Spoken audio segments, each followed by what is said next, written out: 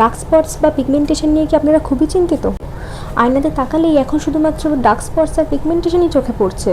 ডাল স্কিন কোনো রকম এক্সপেন্সিভ ক্রিম মেখেই তার প্রতিকার করা যাচ্ছে না? তাহলে এই ভিডিওটি আপনার জন্য, কারণ আপনি একা নন, আপনার মতন হাজার হাজার মানুষ রয়েছে যারা এরকম ডার্ক স্পটস এবং পিগমেন্টেশন নিয়ে রেগুলার ভুগছে। সেই জন্য আজকের এই ভিডিওটি শুধুমাত্র আপনার জন্য। এই ভিডিওতে আমি ইউজ করব এমন কিছু ন্যাচারাল ইনগ্রিডিয়েন্টস যার ফার্স্ট অ্যাপ্লিকেশনেই আপনারা দেখতে পাবেন রেজাল্টস। তাহলে ডার্ক স্পটস আর পিগমেন্টেশনকে গুড বাই করে আমরা এগিয়ে চলি আমাদের ভিডিওর দিকে। তো hello everyone, welcome back to my channel Shreyas velvet touch. আমি শ্রেয়া। তো বেশি দেরি না করে দেখে নেওয়া যাক যে কী কী ইনগ্রিডিয়েন্টস আমরা এখানে ব্যবহার করছি। ফেস প্যাকটি তৈরি করার জন্য প্রথমেই আমরা এখানে নিচ্ছি মসুর ডালের গুঁড়ো। মসুর ডালের গুঁড়ো কিন্তু এখানে স্ক্রাবার হিসেবে ইউজ করা হবে। মসুর ডালের গুঁড়ো আমাদের ত্বকে থাকা দাগ ছোপকে দূর করতে সাহায্য করে এবং ত্বকের উজ্জ্বলতা বাড়িয়ে দিতে সাহায্য করে। আমি এখানে শুকনো মসুর ডাল নিয়ে সেটাকে গুঁড়ো করে ব্যবহার করছি। আপনারা যদি চান তাহলে মসুর ডাল জলে ভিজিয়ে রেখে সেটাকে পেস্ট বানিয়ে নিয়েও ব্যবহার করতে পারেন। 1 চামচ আমি এখানে মসুর ডালের গুঁড়ো নিলাম। এরপর আমরা নেব টমেটো জুস। টমেটো জুস কিন্তু খুব ভালো একটা ন্যাচারাল এক্সফোলিয়েটর হিসেবে কাজ করে, ত্বককে উজ্জ্বল করে তোলে, ত্বকে বয়সের ছাপ পড়তে দেয় না। আমি এখানে টমেটো জুস বার করার সময় যে দানাগুলো বেরিয়েছিল সেটা কিন্তু ছেঁকে নিয়েছে সম্পূর্ণভাবে। এখানে শুধু লিকুইডটাই রয়েছে, কারণ যখন আমরা প্যাক তৈরি করি তখন যদি এই দানাগুলো এই প্যাকের মধ্যে থাকে তাহলে কিন্তু ফেসে অ্যাপ্লাই করতে সেটা একটু প্রবলেম হতে পারে। সেই জন্য দানাগুলো সম্পূর্ণভাবে আমরা ছেঁকে নিয়েছি। মোটামুটি এখানে আমরা 2 টেবিল স্পুন মতন টমেটো জুস নিয়েছি। এই টমেটো জুসটা দেওয়ার পর আর কিন্তু বাইরে থেকে প্যাকটা তৈরি করার জন্য কোনো জল দেওয়ার প্রয়োজন হয়নি, এটাতেই এনাফ ছিল। এরপর আমরা এখানে ব্যবহার করছি অ্যালোভেরা জেল। এই অ্যালোভেরা জেল একটা জাদুই উপাদানের মতন কাজ করে, কারণ স্কিনে থাকা যাবতীয় সমস্যা এই অ্যালোভেরা জেল কিন্তু দূর করতে সক্ষম।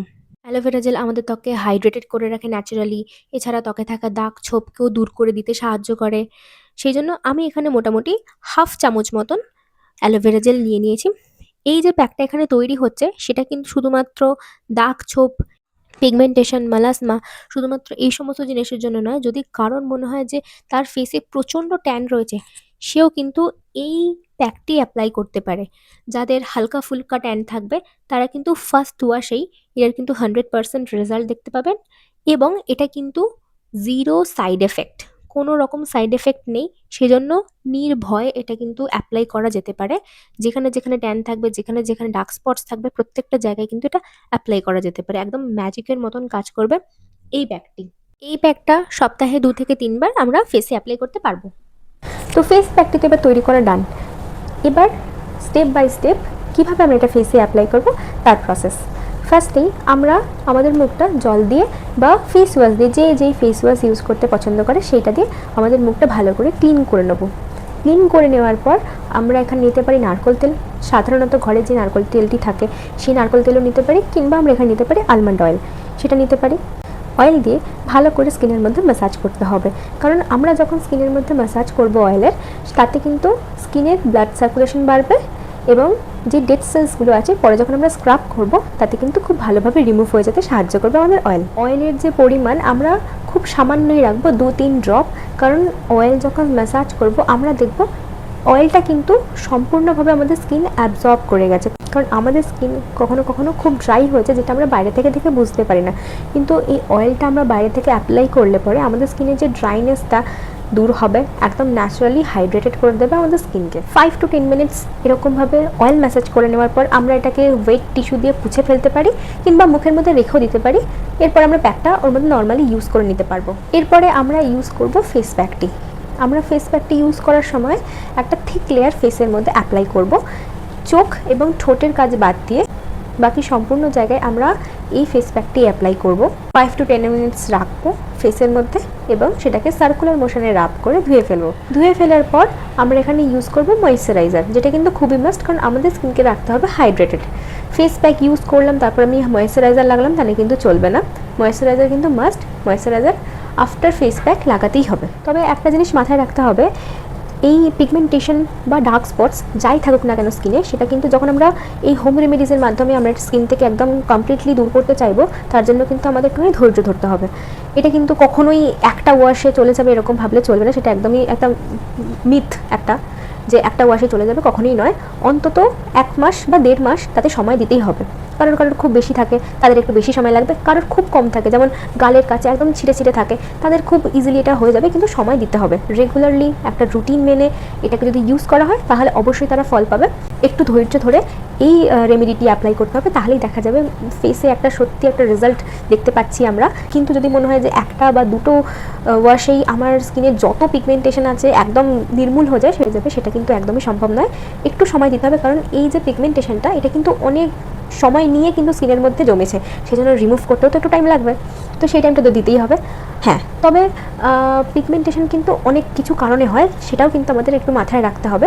যেমন অতিরিক্ত সান ড্যামেজ, যদি আমাদের স্কিন খুব ওভার এক্সপোজিভ হয় আমাদের সানের সামনে, তাহলে কিন্তু পিগমেন্টেশন খুব বাড়বে। সানস্ক্রিন অ্যাপ্লাই অবশ্যই করতে হবে, সানস্ক্রিন কিন্তু স্কিপ করা যাবে না। এরপরে আসছি সেকেন্ড কারণে। সেকেন্ড কারণটা খুবই কমন, কারণ যখন আমরা দেখি স্কিনে পিম্পল হচ্ছে বা অ্যাকনি হচ্ছে, তখন কিন্তু সেটা ঠিক হয়ে যাওয়ার পর একটা দাগ থেকে যায়। সেটা একটা খুবই কমন কারণ, আমরা প্রত্যেকের স্কিনে দেখতে পাই যে পিম্পল হচ্ছে এবং হরদমি দাগটা আসছেই মুখের মধ্যে। আরেকটা যেটা কারণ সেটা হচ্ছে হরমোনের যদি কিছু চেঞ্জেস হয়ে যায়, হঠাৎ করে হরমোন যদি ডিসব্যালেন্স করে, তাহলেও কিন্তু এরকম পিগমেন্টেশন বা এরকম ডার্ক স্পটস হঠাৎই আমরা দেখতে পাবো যে স্কিনের মধ্যে আসছে এবং যেতে চাইছে না। যতই আমি প্রোডাক্ট ইউজ করি না কেন, যতই আমি হোম রেমেডিস ইউজ করি না কেন, যেতে চাইছে না। তো সেটা একটা কারণ হতে পারে। তাহলে আমরা কি করব? হোম রেমেডিস তো ইউজ করবোই, একটু সময় দেবো নিজের স্কিনকে, কিন্তু কিছু ভুল যেটা আমরা করবো না, যার জন্য এই পিগমেন্টেশনগুলো বাড়বে না। যেমন অনেকেই আমরা দেখি যে মুখের মধ্যে যখন পিম্পল হয়, একটুখানি সেটাকে গেলে দেওয়ার প্রবণতা থাকে, একটু ফাটিয়ে দেওয়ার প্রবণতা থাকে, তখন কিন্তু স্কিনের মধ্যে একটা পার্মানেন্ট দাগ ছেড়ে যায় এবং একটা গর্তের সৃষ্টি হয়েছে স্কিনের মধ্যে। সেটা করা থেকে নিজেকে বিরত রাখতে হবে। সানস্ক্রিন স্কিপ করা যাবে না, সানস্ক্রিন অবশ্যই ইউজ করতে হবে। এই ছোটো কাজগুলোকে যদি একটু খেয়াল রাখা যায় তাহলে। আর হ্যাঁ, কিছু লোকের মনে হয় যে দিনে বোধহয় 2 থেকে 3 বার স্ক্রাব করলে মনে হয় সমস্ত পিগমেন্টেশন উঠে যাবে। সেটা কিন্তু একদমই না, এটা কিন্তু খুবই একটা ভুল ধারণা, এরকম একদমই করা উচিত নয়। এরকম যদি দিনের মধ্যে 2 থেকে 3 বার যদি স্ক্রাব করা হয়, স্কিন কিন্তু আরও বেশি ড্যামেজ হয়ে যায়, তখন কিন্তু এরকম পিগমেন্টেশন একদম পার্মানেন্ট হয়ে যায়। সেই জন্য দিনে 2 থেকে 3 বার স্ক্রাব করা একদমই উচিত নয়। এটা সপ্তাহে করা যেতে পারে, সপ্তাহে 2 থেকে 3 বার যদি স্ক্রাব করে সেটা এনাফ, কিন্তু দিনে একদমই করা উচিত না 2 থেকে 3 বার স্ক্রাব। আশা করি আপনাদের আজকের ভিডিওটি ভালো লাগলে লাইক করবেন, চ্যানেলটাকে সাবস্ক্রাইব করে আমার পাশে থাকবেন এবং দেখতে থাকবেন শ্রেয়াস ভেলভেট টাচ। ততক্ষণ পর্যন্ত সুন্দর থাকুন, সুস্থ থাকুন, ভালো থাকুন।